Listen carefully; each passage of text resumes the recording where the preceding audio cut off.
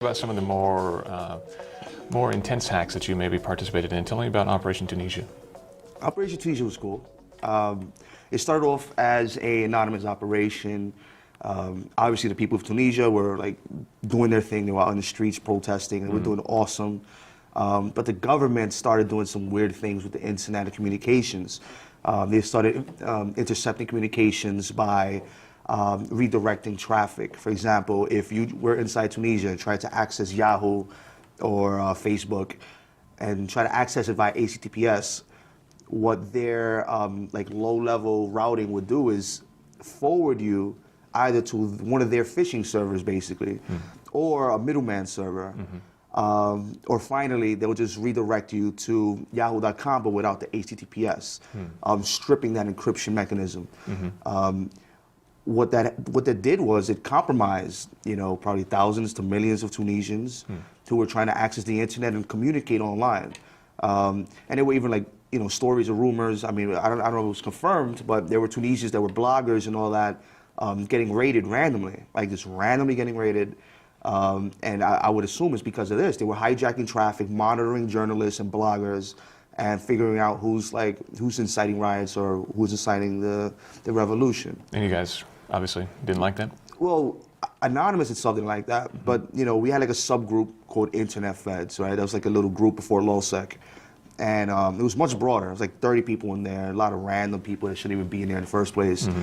But one of my mates from LulzSec actually created like a grease monkey script or something to redirect the redirect. So once it would redirect you off to the insecure server or to like a man-in-the-middle server. It would redirect you actually back to the original, real HTTPS-backed Yahoo server or Facebook server. That's what really caught my interest. I'm like, wow, this government is like, I understand they don't want this revolution, I understand that. But now you're messing with the privacy of your users. And now you're playing, now you're a super dictator. Like now you're not even cool with my books. It's time for war, basically. So then we moved on to hacking the Prime Minister's website. Apparently that was a big crush to the government. Apparently because, I say apparently because the response was so extreme.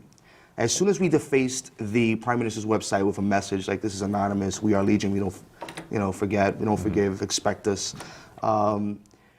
they basically firewalled the entire Tunisian internet. So if you were in the United States or anywhere else outside of Tunisia, you would not be able to access any sites within Tunisia. But when we spoke to Tunisians in Tunisia, they said, no, our internet's fine. I could go to the Prime Minister's website right now. It's cool. I see this picture. And at this point, there was a Tunisian activist who, was really into Anonymous. And he said, what can I do? I'm inside Tunisia.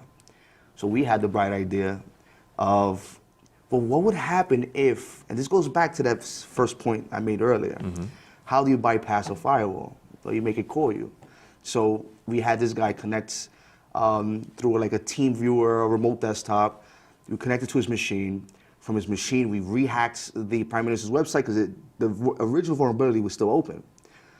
And so imagine this, right? The guy is sitting at his computer watching a bunch of hackers, in this case it's Sabu and some other guy, and he sees his mouse moving around the screen, typing into his web browser, exploiting a vulnerability, hacking the site, grabbing like the defacement message, which was like a letter to Tunisia. And he got to witness all of that in real time. That was really cool. I can't imagine how it felt for him. But we rehacked the Tunisian Prime Minister's website internally from inside Tunisia. And at that point, that's when the Tunisian government began completely shutting down internet, very similar to what Egypt did during the Egyptian revolution. And the rest is history. Yeah, well, and then after that, I mean, the final nail in the coffin, Operation Tunisia, after we were all firewalled out of Tunisia, I mean, what else can we really do besides, just tweeting the story and getting it out?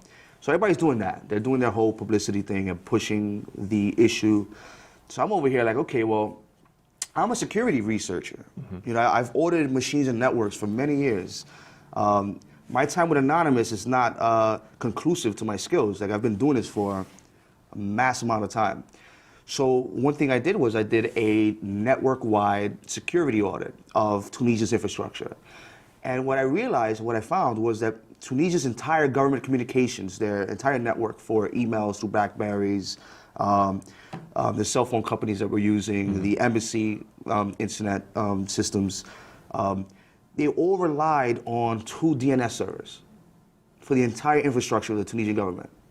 So I had to bring them down.